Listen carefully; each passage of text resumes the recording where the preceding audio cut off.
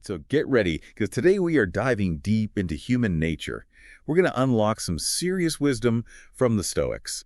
It's like getting a decoder ring to, help you understand the people around you. It really is incredible how these ancient principles still hold up today, right? And we're going to be focusing on 5, simple but powerful signs that the Stoics believed revealed someone's true character. Exactly. And our guide for this deep dive is an article called How to Instantly See Someone's True Colors. Look for these signs from Stoic Secrets. Okay, so let's jump right in. The first sign is how they treat those who can't help them. This is where the Stoics get really insightful, I think. They believed that you can see someone's true colors by how they treat people who have no power over them. Like Seneca said, treat your inferior as you would wish your superior to treat you. Okay, so let's paint a picture here. Imagine you're at a restaurant with someone, and they're just incredibly rude to the waiter. What does that tell you about their character? Well, it's easy to be nice to someone when, you have something to gain from them. But the Stoics believed that true character shines through in how you treat those who can't do anything for you. Because it's not about social standing, it's about recognizing a shared humanity in everyone. It's almost like a test, right? If someone can be kind and respectful, like to a waiter or a cashier, even when they're stressed, it suggests they have a deep-rooted sense of, empathy and humility. Precisely. But on the flip side, if they're, dismissive or entitled, it can be a red flag. It might indicate that they prioritize their own needs above others, which the Stoics saw as a sign of arrogance and a lack of self-control. That makes a lot of sense. It's those everyday interactions, the little moments of kindness or disrespect. That can reveal a lot about a person's values. So how about we move on to the second sign? Let's do it. This one is all about how someone handles those, minor inconveniences. Yeah, this is where I think we all need to take some notes, right? Because let's face it, life throws us curveballs all the time. Delayed flights, traffic jams, that barista messing up your coffee order. Exactly. And the Stoics, they had a brilliant perspective on this. Remember that famous quote from Epictetus? It's not what happens to you, but how you react to it that matters. Okay, I have to push back a little here, though. Okay. Isn't it normal to get frustrated sometimes? Wouldn't the Stoics acknowledge that some things are just plain annoying? Oh, absolutely. The Stoics, they weren't robots. They understood that we have emotions, but their key insight was that we can choose how we respond to those emotions. Instead of letting that frustration take over, they saw these moments as opportunities to practice patience and build resilience. So how does this play out in real life? Can you give us an example of how someone might, handle a minor inconvenience in a Stoic way? Sure. Let's say you're stuck in traffic, right? A person who embodies this principle might use that time to listen to a podcast or, practice mindfulness or simply accept the situation and use the time to think. It's about transforming a negative experience into an opportunity for growth. That's such a powerful shift in perspective. Yeah. Instead of letting those small annoyances, ruin your day, you're using them to cultivate inner peace. Develop self-control, which, as I'm understanding, are core principles in Stoicism. You got it. And it's important to know that this isn't about suppressing emotions, right? It's about recognizing them, acknowledging them, and then choosing a response that aligns with your values. Like you're saying, okay, I'm frustrated, but I'm not going to let this control me. Right. You're choosing a more constructive path. Exactly. And the more we practice this, the more resilient we become in the face of larger challenges. So the next time you find yourself getting worked up over something small, remember the Stoic approach. Take a breath, choose your response, and use the experience as an opportunity to grow. Okay, this is already giving me a lot to think about. I'm starting to see these Stoic signs everywhere. But before we get ahead of ourselves, let's move on to sign number 3. This one is about how someone values time and commitments. Ah, yes, the Stoic perspective on time is fascinating. They viewed it as a precious resource, even more valuable than money or possessions. Right, and the article points out that, someone who's punctual, meets deadlines, and keeps their promises, they're demonstrating, reliability and respect for others. It boils down to recognizing that everyone's time is valuable, right? If you're constantly late or dismissive of deadlines, it suggests a lack of consideration for other people's time and priorities. Seneca summed it up perfectly when he said, "We are tight-fisted with property, but wasteful of time." I'd never thought of it that way before. But it's so true. We guard our material possessions so fiercely, yet we often squander our time without a second thought. It's a common human tendency, But the Stoics challenged us to be more mindful of how we use this, finite resource. They believed that being intentional with our time is a way of showing respect for ourselves and others. So how does this translate to real-world scenarios? Could you give us an example of like how this principle might play out in everyday life? Well, let's take the example of like a leader who starts meetings on time. They're sending a message that they value everyone's time, and they're setting a standard of efficiency and respect. That's a great example. It creates a culture of punctuality and shows that everyone's time is valued equally. Now, on the other hand, imagine someone who's, chronically late for everything. Right. Their behavior might be interpreted as a lack of respect for other people's time and priorities, and it can, erode trust and create tension in relationships. It's almost like a domino effect, A simple act of being late can send ripples through your personal and professional life. Exactly. And it's not just about being on time. It's also about following through on commitments, being reliable, and respecting deadlines. These actions demonstrate integrity and build trust in relationships. Okay, so far we've covered 3 powerful signs of character. How someone treats those who can't help them, how they handle those minor inconveniences, and how they value time and commitments. Ready to explore the next sign? Absolutely. Let's dive into a sign that delves into, the very heart of integrity. Yeah. How someone acts when they think no one is watching. Now, this is where it gets really intriguing. We're talking about those moments when, you're alone, when there's no audience, no social pressure, no expectation of reward or recognition. Exactly. This is where true character shines through. It's about doing the right thing simply because it's the right thing to do, not because you're seeking validation or trying to, avoid getting caught. It reminds me of that Marcus Aurelius quote, what we do now echoes in eternity. Even when no one is watching, our actions shape who we are. So if someone behaves ethically, even in private, what does that tell you about their character? It's a powerful indicator of their integrity, I think. They're not just putting on a show for others. Their values are, deeply ingrained, and they strive to live in alignment with them regardless of the circumstances. It's like that classic example of like finding a wallet full of cash. Do you keep it knowing that no one would ever know? Yeah. Or do you make the effort to return it to its rightful owner? Yeah, that decision, made in private, reveals a lot about your moral compass. The Stoics believe that true virtue is cultivated in those hidden moments when no one is observing. It's about being true to yourself and your values, even when no one else is aware. It's so easy to get caught up in the external validation and that pressure to present a certain image to the world. But this sign reminds us that true character is built from the inside out. Precisely. It's about those, small, everyday choices we make when no one is looking. They may seem insignificant, but they are the building blocks of integrity. They shape our character and influence how we interact with the world. This is such a powerful reminder for all of us to examine our own actions, even in those private moments. Mm-hmm. Are we living in alignment with our values, even when no one is watching? It's a challenge, but it's a worthy one, because ultimately the most important relationship we have is the one we have with ourselves. All right, we've covered 4 fascinating signs so far, and I have a feeling this last one is going to spark some, interesting conversation. The final sign we're going to explore is all about using power wisely. This is a sign that can manifest in many different ways, right? From our personal relationships to our workplaces, even to leadership on a larger scale. The article emphasizes that for the Stoics, power wasn't about domination or control. It was about something much deeper, something more aligned with their philosophy of virtue and service. Exactly. They believe that true power lies in empowering others, fostering collaboration, and leading with, empathy. It's about recognizing that leadership is like a form of service, not a means to exert control over others. I'm really curious to hear how this plays out in practice. Can you give us some contrasting examples of how someone might use power wisely versus unwisely? Absolutely. Let's imagine 2 different types of leaders. The first leader is a micromanager, constantly criticizing and controlling every detail.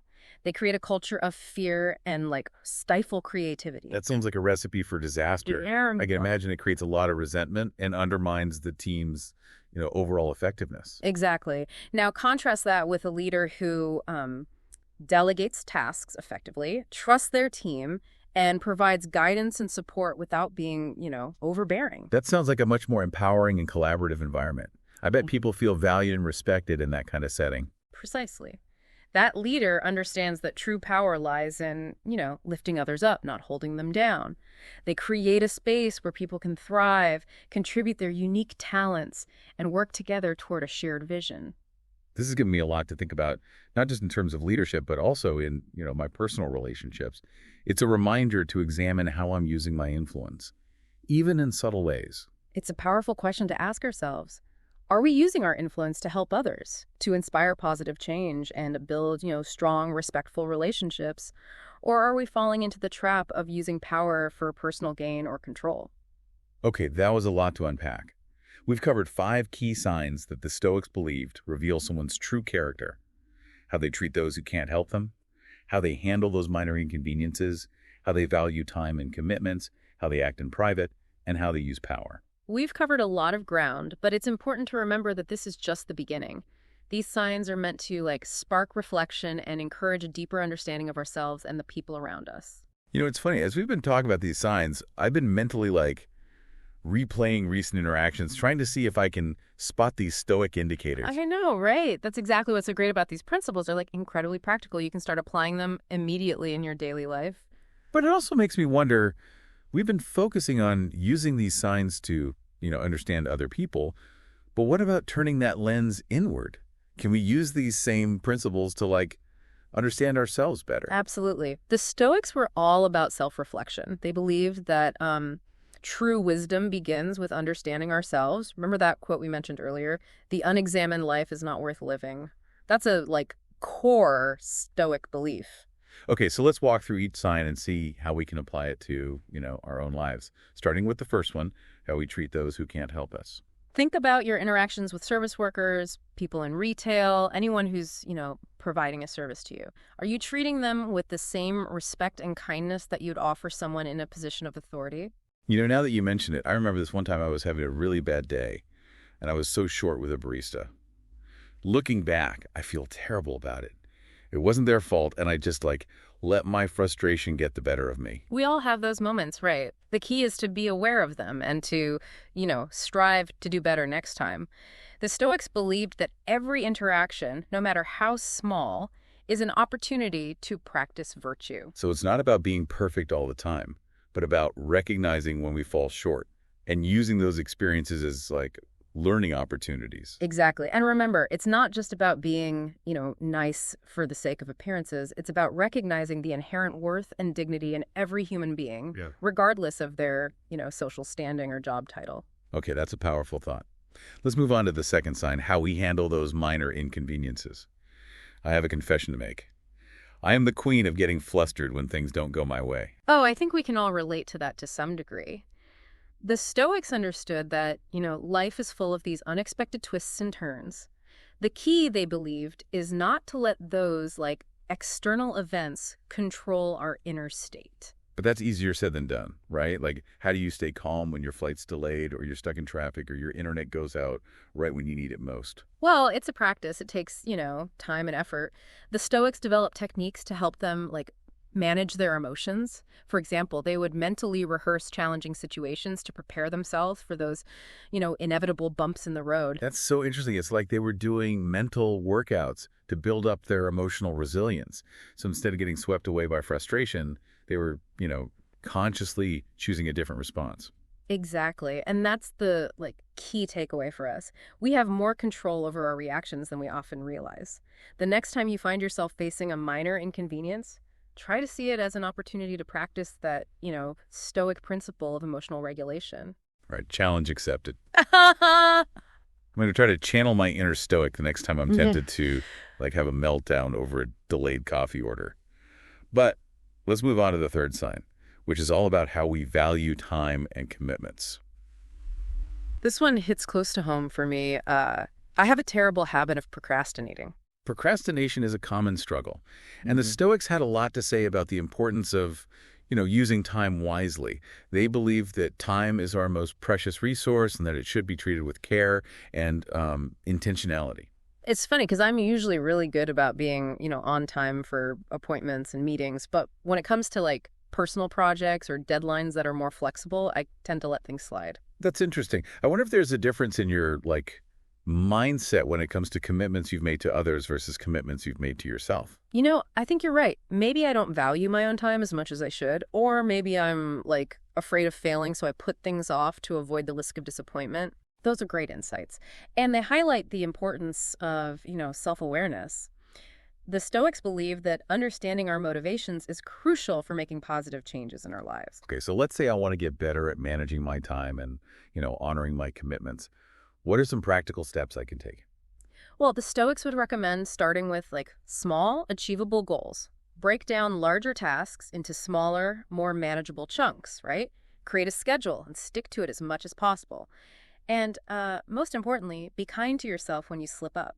It's a process, not a destination. You're reminding me of that idea of using those minor inconveniences as opportunities to practice resilience. Maybe I can approach procrastination in the same way. Instead of beating myself up for it, I can use it as a chance to, strengthen my self-discipline. Exactly. It's all about framing those challenges in a way that empowers us to grow and improve. All right, let's move on to the fourth sign, which is about how we act in private. This one feels like it gets to the heart of who we really are, when no one else is looking. Precisely. This is where integrity comes into play. The Stoics believed that true character is revealed in those unguarded moments when we think no one is watching. Yeah, it's easy to do the right thing when you know you're being observed or when there are, social consequences for your actions, right? But what about when you're alone with your thoughts and choices? That's the real test, isn't it? The Stoics would argue that those, private moments are the most important because they shape our inner world. They believed that aligning our actions with our values, even in secret, is essential for cultivating true virtue. It's funny. I was reading an article the other day about a study where they found that people were more likely to cheat if they thought they could get away with it. That's a fascinating study. It shows that external factors can certainly influence our behavior, but the Stoics would argue that we still have the ultimate choice in how we respond to those, temptations. So even when it seems like no one's watching, our actions still matter. They're shaping our character, even if no one else is aware of them. It's like building a house, right? You might be able to hide shoddy workmanship behind a fresh coat of paint, but eventually those structural weaknesses will reveal themselves. That's a great analogy. Our character is like the foundation of our lives. If we cut corners or compromise our values, even in private, it will, eventually undermine our integrity. And that can have far-reaching consequences. The Stoics believe that a life lived with integrity leads to inner peace and fulfillment, while a life built on deception and self-serving actions ultimately leads to unhappiness. Okay, that's a powerful thought to consider. We're not just responsible for our actions in the eyes of others, right? Yeah. We're also accountable to ourselves. Exactly. And that brings us to our final sign, using power wisely. This is where the Stoic philosophy really shines, I think, in terms of leadership and personal growth. We've already talked about that Stoic perspective on power, that it's not about domination or control, but about, empowering others and leading with empathy. But I'm curious to hear more about how we can, apply this principle in our own lives. Well, it starts with examining how we use power in our relationships, right? Are we using our influence to, uplift others, to support their growth, and to create positive change? Or are we using it to manipulate, control, or get ahead at the expense of others? I've been thinking a lot about this lately, especially in the context of social media. It's so easy to get caught up in the, pursuit of followers, likes, and validation.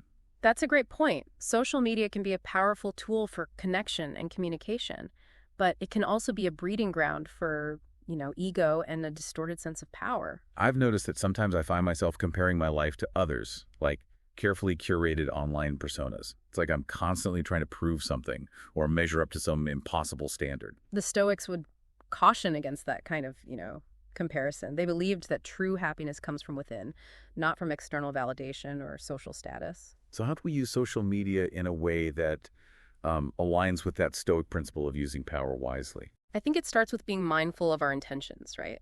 Are we using social media to connect authentically, to share meaningful content, and to support, causes we believe in? Or are we using it to boost our ego, to seek validation, or to promote a, carefully constructed image that doesn't reflect our true selves? That's a great question. And it's not just limited to social media, right? We can apply that same principle of mindful intention to all areas of our lives where we hold some degree of power or Right. influence. Exactly. It's about recognizing that true power lies in serving others, in contributing to the greater good, and in using our influence to, create a more just and compassionate world. So we've covered a lot of ground today, exploring these 5 Stoic signs and how we can apply them, both to understanding others and to, examining our own lives. It's been a fascinating conversation, and I think the key takeaway is that these signs aren't just, abstract philosophical concepts, the practical tools that we can use to cultivate virtue, build stronger relationships, and live more meaningful lives. As we wrap up our deep dive into these Stoic signs of character, I'm struck by how much wisdom is packed into these seemingly simple observations. It's amazing how these ancient principles can still be so relevant to our lives today, right? And I think the real magic happens when we start to apply these insights, not just to, understanding others, but to understanding ourselves as well. That's exactly where I wanted to go next. It's like we've been given this, incredible toolkit, this decoder ring for human nature. But the most powerful use of that tool might be to turn it inward and, examine our own character. The Stoics believed that self-awareness is the foundation of all wisdom.